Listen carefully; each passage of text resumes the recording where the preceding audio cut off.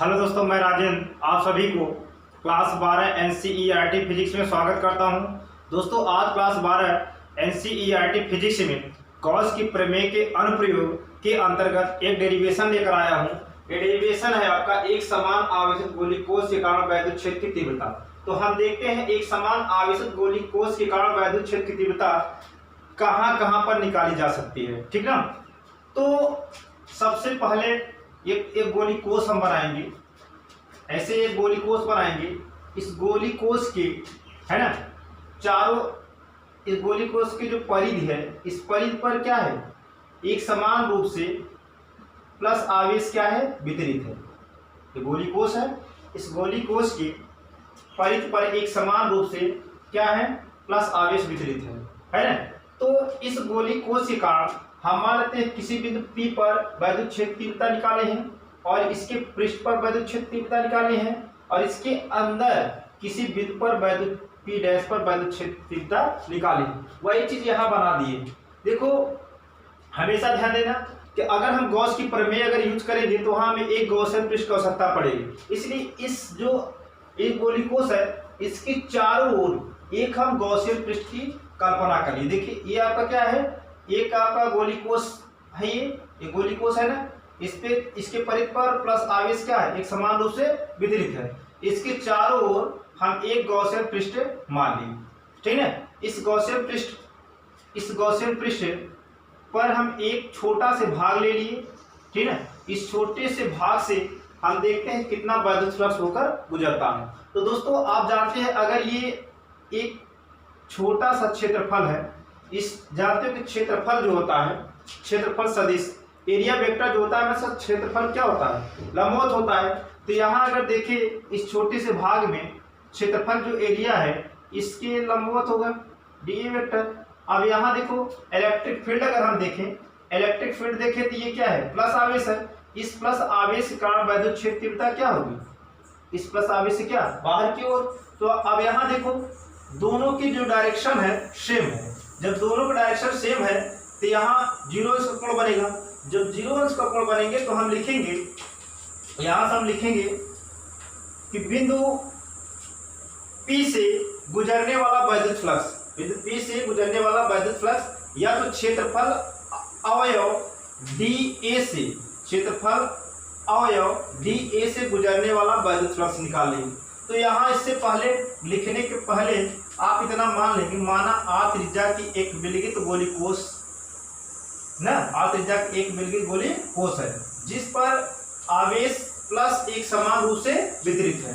इसके बाद हम यहाँ देखो अब हल करेंगे, फर्स्ट पॉइंट हल करेंगे बाहर बिंदु पर। इस पे बाहर बिंदु पर वैद्युत क्षेत्र की तीव्रता, मतलब एक गोली कोश की बाहर बिंदु P पर वैद्युत क्षेत्र तीव्रता निकालेंगे। यहाँ जो है अगर देखना, यहाँ एक शर्त है, ये जो यहाँ से यहाँ तक जो दूरी है, इसके केंद्र से r दूरी पर बिंदु P माने हैं, तो यहाँ से यहाँ तक जो दूरी है वो स्मॉल r है।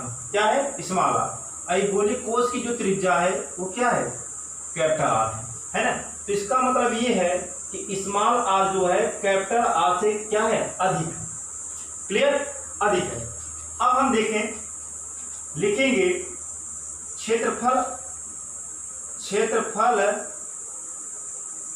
अवयव, अवयव डी, अवयव का मतलब होता है कोई बहुत बड़ा भाग हो, कोई बड़ा पृष्ठ हो, उसका एक छोटे से पृष्ठ को हम क्या कहेंगे, अवयव कहेंगे, ठीक।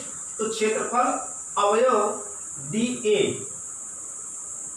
से गुजरने वाला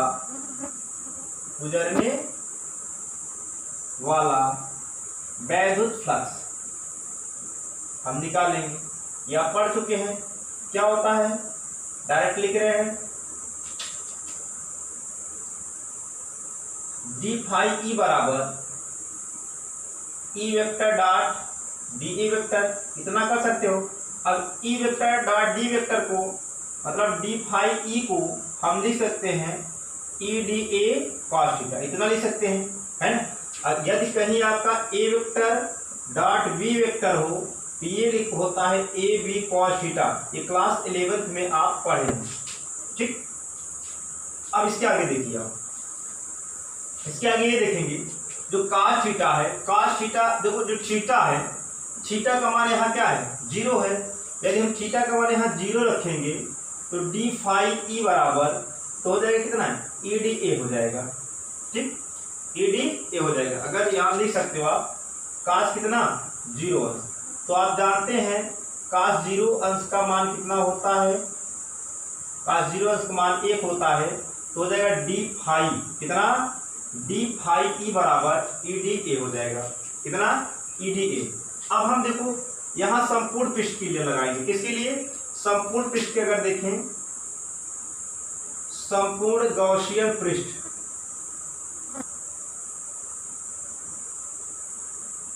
ये जो संपूर्ण है ये पूरे जो गॉसियन पृष्ठ है, इस संपूर्ण गॉसियन पृष्ठ के लिए वैद्युत फ्लक्स, संपूर्ण गॉसियन पृष्ठ के लिए जो वैद्युत फ्लक्स होगा वो आपका जानते हो क्या आ जाएगा, फाई ई बराबर, हम डायरेक्ट लिख रहे हैं फाई ई बराबर ई ए हो जाएगा संपूर्ण पृष्ठ के लिए, क्योंकि इसका अगर होल इंटीग्रेशन करेंगे, अच्छा हम कर दे रहे हैं होल इंटीग्रेशन, इसका होल इंटीग्रेशन कर दे रहे हैं हम, ठीक है। तो देखो whole integration D phi E बराबर कितना E whole integration E d A. आप जानते हैं ई जो है यहाँ नियत है, ई क्या है नियत है। अच्छा ई नियत क्यों है, क्योंकि जितना हम इस पे वैद्युत क्षेत्र निकालेंगे बिंदु P पर, इसी बिंदु P को हम किसी इस पूरे गॉसियन पृष्ठ की, ये जो पूरा बंद गॉसियन पृष्ठ है, इसके किसी बिंदु पर अगर हम वैद्युत क्षेत्र निकालें तो उसका जो परिमाण जो मान होगा वो क्या होगा बराबर होगा, इसलिए ई जो है प्रत्येक बिंदु पर क्या है नियत है। तो प्रत्येक बिंदु पर नियत है, तो हम नियत कोई नियत पद है तो नियत पद के लिए हम इंटीग्रेशन नहीं करते हैं, ठीक है। अब इसके बाद यहां से आप यहां देखेंगे यहां पर, ठीक, तो देखो अब इसका तो हो जाएगा आपको कितना डी फाई, कहीं एक फार्मूला होता है, देखो इंटीग्रेशन का फार्मूला होता है डी इंटीग्रेशन डी एक्स बराबर कितना एक्स होता है, तो वही चीज यहाँ आपका देखो D integration D phi E बराबर आपको हो जाएगा कितना फाई ई, कितना फाई ई। अब ये देखिए ये आपका हो जाएगा ई होल इंटीग्रेशन डी ए, ये होल इंटीग्रेशन डी ए जो है इस पूरे गोले के क्षेत्रफल को दर्शाता है, पूरे गोले का क्षेत्रफल दर्शाता है, ठीक है। तो इस पूरे गोले का जो क्षेत्रफल होगा वो क्या हो जाएगा पाई आर स्क्वायर हो जाएगा, क्योंकि इस त्रिज्या इस गोले की जो त्रिज्या है स्मॉल आर है ना। तो फाई ई बराबर E into 4 pi r square, clear, इतना हो जाएगा। इसे आप मान लीजिए समीकरण 1, कितना समीकरण 1, ठीक, इतना उतारिए, उसके बाद यहां देखिए। अब देखो इतना करने के बाद आप क्या करेंगे गॉस की प्रमेय लगाएंगे, क्या लगाएंगे गॉस की प्रमेय। तो जो गॉस की प्रमेय होती है आपकी गॉस की प्रमेय, गॉस की प्रमेय से जो गॉस की प्रमेय होती है फाई ई बराबर क्यू अपान कितना एप्सिलॉन नॉट के बराबर होता है ना। तो अब देखिए यहाँ इससे समीकरण नंबर आप मान लेते हैं 2, ये था आपका समीकरण नंबर 1, ये समीकरण नंबर 2। तो आप लिखेंगे समीकरण 1 और समीकरण 1 और समीकरण 2 से, क्लियर, समीकरण 1 और समीकरण 2 से। तो समीकरण देखो समीकरण 1 में और समीकरण 2 में देखें तो दोनों के लेफ्ट क्या है बराबर है। तो जब दो समीकरण 1 और समीकरण 2 के लेफ्ट का मान बराबर है तो राइट का मान क्या हो जाएगा बराबर हो जाएगा। तो हो जाएगा आपको कितना Q अपान एप्सिलॉन नॉट बराबर E into 4 pi small r square, ठीक। अब ध्यान देना, अब इसके हर एक मान का हम गुणा कर देंगे, हो जाएगा आपका E into 4 pi r square into epsilon naught बराबर कितना Q। हो जाएगा E बराबर Q अपान एप्सिलॉन नॉट जो है हम 4 पाई के साथ ले लेते हैं, तो हो जाएगा 4 पाई एप्सिलॉन नॉट इंटू कितना आर स्क्वायर। अब इसे ऐसे लिख सकते हैं E बराबर ठीक 1/4 pi epsilon not into Q अपान कितना आर स्क्वायर, इसको इतना हम लिख सकते हैं। समीकरण 1 और समीकरण 2 माने थे, यहाँ समीकरण हम 3 मानेंगे। कितना? समीकरण नंबर 3, ध्यान देना। अब इसके आगे और हल कराएंगे, आप देखते चलिए। अब देखो यहां लिखेंगे, हम जानते हैं कि सिग्मा बराबर क्यू अपान क्या होता है? ए। अगर इस गोली कोष जो है, गोली कोष के जो पृष्ठ है जो परिध है, परिध पर क्या है? एक समान रूप से क्या है? आवेश अगर उत्पन्न है तो इसका जो आवेश का पृष्ठ घनत्व होगा सिग्मा बराबर क्यू अपान कितना? ए। हम इस गोली कोष का पूरा क्षेत्रफल ए मान लेते हैं, आवेश कितना है? क्यू। तो सिग्मा बराबर क्यू अपान क्या हो जाएगा? ए हो जाएगा। तो क्यू बराबर, आप देखो यहाँ से क्यू निकालेंगे तो क्यू बराबर हो जाएगा सिग्मा ए। आप जानते हैं क्यू बराबर सिग्मा, अगर इस गोले का क्षेत्रफल निकाले तो हो जाएगा कितना? 4 पाई स्मॉल आर स्क्वायर, क्योंकि इसकी त्रिज्या क्या है? स्मॉल आर है ना। तो यही क्यू का मान, इसी क्यू का मान इस समीकरण में हम रख लेंगे। ठीक, आगे चलते हैं, लिखेंगे क्यू का मान, किसका? क्यू का मान समीकरण किसमें? 3 में रखने पर, क्यू का मान समीकरण 3 में रखने पर, तो देखो समीकरण 3 था ई बराबर 1/4 pi epsilon not into Q upon कितना? R square, small r square.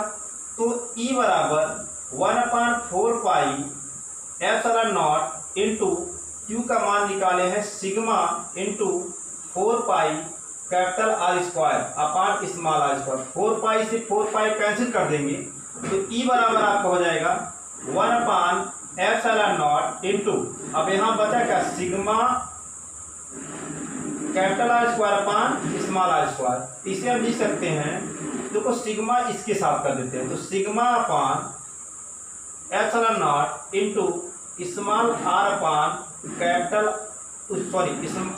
Are square upon small r square.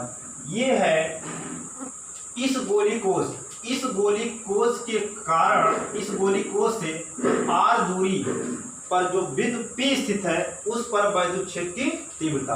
अब हम देखते हैं, इसके बाद देखेंगे इसके पृष्ठ, मतलब ये जो गोली कोष है, इस गोली कोष के पृष्ठ पर वैद्युत क्षेत्र की तीव्रता कितनी है। ठीक, अब देखें, आप थोड़ा दिमाग लगाइए। यहाँ पर जब ये त्रिज्या यहाँ से यहाँ तक क्या आर थी, तो यहाँ स्मॉल आर बराबर, ये जो आर था स्मॉल आर था कैपिटल आर से क्या अधिक था, है ना। तो यहाँ जो संबंध निकाले ई के साथ ये संबंध निकाले। ठीक, जब स्मॉल आर कैपिटल आर से क्या था? अधिक। अब देखो यहाँ अगर करें इस बिंदु, देखो इस पृष्ठ के इस बिंदु पर अगर हम वैद्युत क्षेत्र की तीव्रता निकाले, यहाँ से यहाँ तक क्या है? आर है, तो यहाँ से यहाँ तक भी क्या होगा? आर होगी। तो दूरी यहाँ जो स्मॉल और आर और कैपिटल आर क्या हो रहा है? आपका बराबर हो जा रहा है ना। स्मॉल आर और कैपिटल आर दोनों यहाँ बराबर हो जा रहे हैं। तो दूसरे पॉइंट में आप देखिए पृष्ठ पर कितना? पृष्ठ पर क्या है? स्मॉल आर और कैपिटल आर दोनों क्या है? बराबर हो जाएंगे। जितना दूरी ये उतना दूरी ये। क्लियर? तब यहाँ देखो लिखेंगे समीकरण, अब इसे समीकरण देखो 3 तक माने थे, इसे समीकरण मान लेंगे कितना? 4 मान लेंगे। क्या मान लेंगे? ये समीकरण 4 मान लेंगे। तो लिखेंगे समीकरण 4 से, किससे? समीकरण 4 से। तो देखो समीकरण 4 आपका है क्या? आगे लिखिए, हल करिए। समीकरण 4 आपका है ई बराबर sigma upon epsilon not into capital R square upon small r square. तो देखो ई बराबर sigma upon sigma upon epsilon naught, sigma upon epsilon not.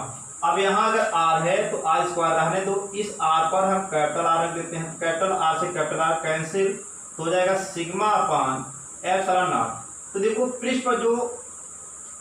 पृष्ठ पर इस गोली कोष के कारण वैद्युत क्षेत्र की तीव्रता क्या है? ई बराबर sigma upon epsilon not. Clear? अब हम देखते हैं इस बिंदु P पर वैद्युत क्षेत्र की तीव्रता कितनी है। इतना उतार लीजिए, उसके बाद इसे देखते हैं। देखो तीसरी स्थिति है कि जैसे आपका गोली कोष है, एक समान आवेशित गोली कोष है। इस समान आवेशित गोली कोष के अंदर हम कोई बिंदु P ले लेंगे, तो इसके अंदर एक गोली कोष है, खोखला है, तो इसके अंदर भी हम एक क्या करेंगे, गॉसियन पृष्ठ बनाएंगे। इसके अंदर देखो ये गॉसियन पृष्ठ बना लिए।